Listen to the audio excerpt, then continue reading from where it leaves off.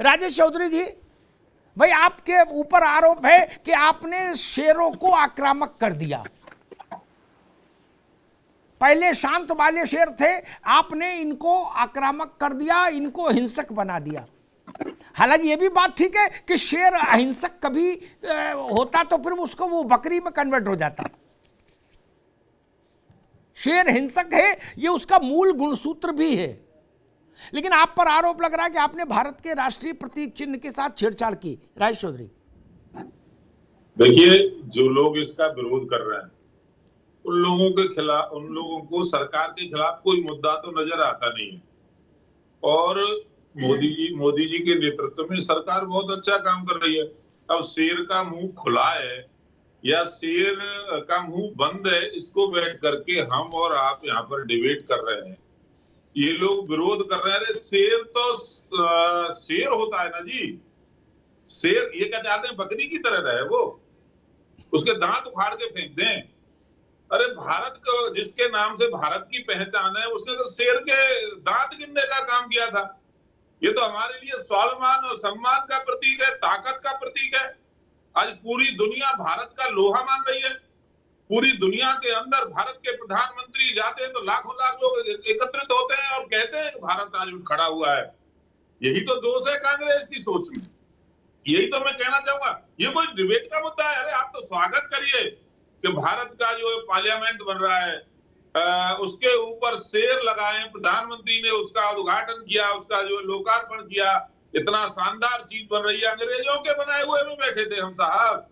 अंग्रेजों की पहचान कहते थे अंग्रेजों का बनाया हुआ, आपने कुछ किया क्या? आज हम कुछ कर रहे हैं। पूरे दुनिया के अंदर भारत खड़ा हो रहा है, भारत का पुनर्निर्माण हो रहा है। चाहे वो गुजरात के अंदर सरदार पटेल की मूर्ति का निर्माण हुआ हो, चाहे वो काशी के अंदर कॉरिडोर का निर्माण हुआ हो, ऐसे अनेक निर्माण हो रहे हैं जिनकी पहचान भारत के साथ होगी। इनको इसका स्वागत करना चाहिए। ये जो डिबेट कर रहे हैं, मुझे तो इनकी बुद्धि पर तरस आ रहा है कि क्या शेर का मुंह खुला है? क्या शेर तो शेर होता है ना साहब। शेर जब शांति का पुजारी हो जाएगा, शेर जब बकरी की तरह मिमियाने लगेगा, दहाड़ेगा नहीं, तो शेर को कोई पूछेगा? शेर अपनी पहचान खो देगा। तो ये तो देश को गुलामी रखना चाहते थे, देश की पहचान खत्म करना चाहते थे जो लोग विरोध कर रहे हैं। इनकी बातें भ्रामक, जनता इनको सबको समझ रही है, तभी इनका ये हाल हो रहा है। इनके मुद्दे और नीतियां सब सोचनीय है। जी ठीक बात है। डॉक्टर आलोक पांडे, राजेश चौधरी बता रहे थे कि गुजरात में सरदार साहब की बहुत विशाल प्रतिमा लगी है। जी। हमारे योगी देवनाथ जी गुजरात से ही हैं। मैंने प्रतिमा देखी नहीं, लेकिन कल को कोई खड़ा हो सकता है और ये कह सकता है कि भाई वल्लभ भाई पटेल की जो फोटो उससे कैमरा से खींची है उसमें कान जो है और इस मूर्ति का कान अलग है। वल्लभ भाई का अपमान हुआ, वल्लभ भाई का अपमान नहीं सहेगा हिंदुस्तान, मोर्चा निकालो। तब क्या करें? जी सर। या हो कि भाई उसमें मुस्कुरा क्यों रहे हैं या इसमें मुस्कुरा क्यों नहीं रहे, व्हाट्सएवर ऐसा कोई मामला हो जाए, गुजरात बंद का नारा हो जाए और बवाल शुरू हो जाए, तब क्या करेंगे फिर? आलोक पांडे जी।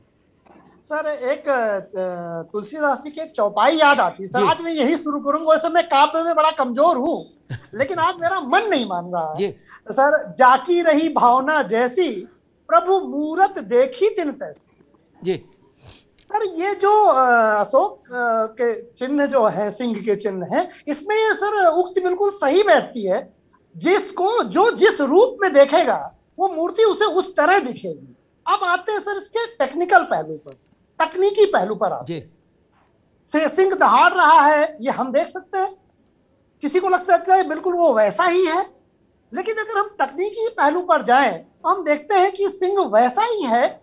और जैसा आपने कहा और वैसा मैं भी सोच रहा था कि फोटोकॉपी नहीं की जा सकती। अनुपात जब बदलता है तो दांत जो सारनाथ की मूर्ति में छोटा होगा, जब वो 3 गुना मूर्ति बड़ी हो जाएगी तो साहब दांत भी बड़ा होगा, उसी अनुपात में मुंह भी थोड़ा ज्यादा खुलेगा।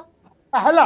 दूसरा, जब कोई प्रतिकृति या कोई चीज पत्थर में बनाई जाती है तो उसकी जो शार्पनेस है वो दूसरी होगी, और जब किसी मेटल में बनाई जाएगी तो उसकी शार्पनेस दूसरी जी।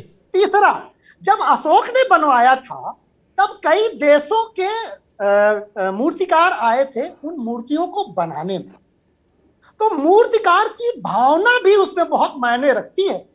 और सर इस समय इस बात से मैं सहमत हूं कि भारत की जो भावना है वो आक्रामक है, हम इसे स्वीकार करते हैं। तो जो मूर्ति बनाने वाला है वो भी तो जनमानस की भावना से प्रभावित हो सकता है ना सर जी। तो मेरा मानना है कि मूर्ति में जो नितेंद्र भाई जी ने कहा था कि मूर्ति बन गई है, मैं बिल्कुल 200% सहमत हूं। आमतौर पर नहीं होता मैं किसी से सहमत। जब मूर्ति बन गई है, सब कह रहे हैं देश के लिए बनी है, और तकनीकी पहलू से भी समझ में आ रहा है कि लगभग वैसी ही है, तो इसके बाद इस पे विवाद नहीं खड़ा करना चाहिए। अब जो लोग खड़ा कर रहे हैं सर, वो यही है कि अब कुछ तो कहना है। हाँ, कुछ तो लोग कहेंगे, लोगों का काम है कहना। योगी जी, देवनाथ जी, एक मैं नहीं जानता कि ये एज इट इज है कि नहीं है, और बहुत रार हो तब तो एक विकल्प यही बचता, भाई सारनाथ वाला ले आओ, यहां लगा दो। लेकिन वो एक ही जगह लग सकता है, या वहां रख लो, ये यहां रख लो। जब भी दूसरा बनाओगे तो वो ये खतरा रहेगा, बवाल। लेकिन मैं एक दूसरी बात कहता हूं, जब हम लोग ताजमहल अगर जाएं ना, तो ताजगंज की गलियों में जो गलियां हैं जो ताजमहल की ओर जाती हैं, उसके पश्चिमी, पूर्वी, उत्तरी दरवाजों की ओर, उनमें छोटे छोटे ताजमहल बेचने वालों की दुकानें हैं।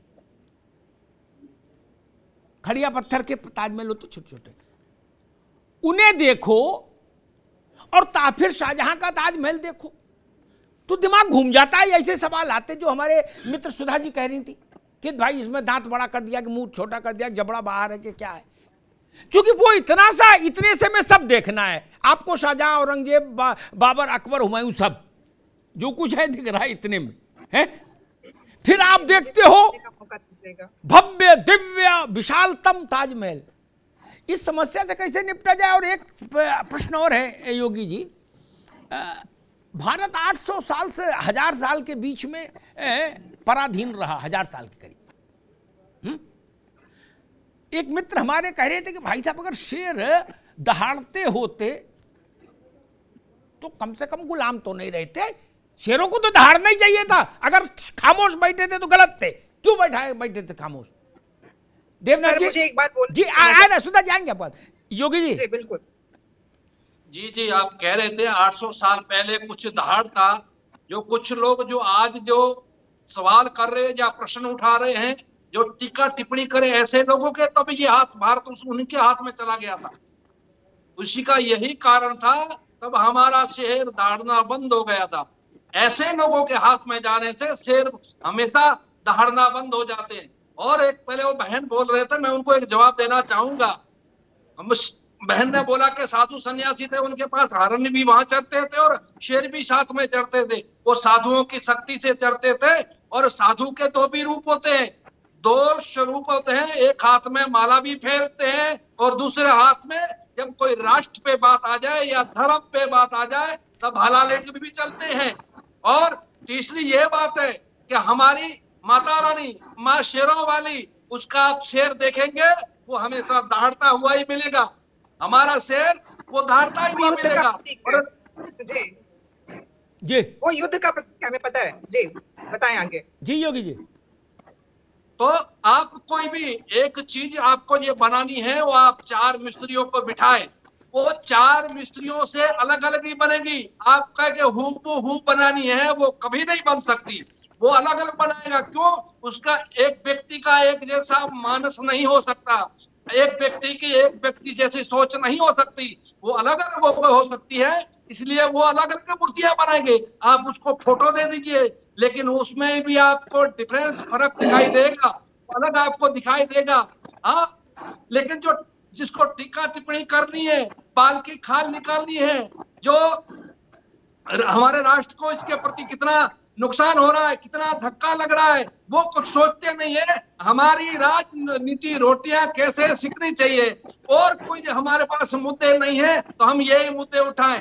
और आप मुद्दे उठाओ, दुनिया से आप मुद्दे लाओ, लेकिन जब राष्ट्र की बात होती है तो ऐसे मुद्दों का आप ना करें। हमारा शेर है, वो शेर ही रहेगा।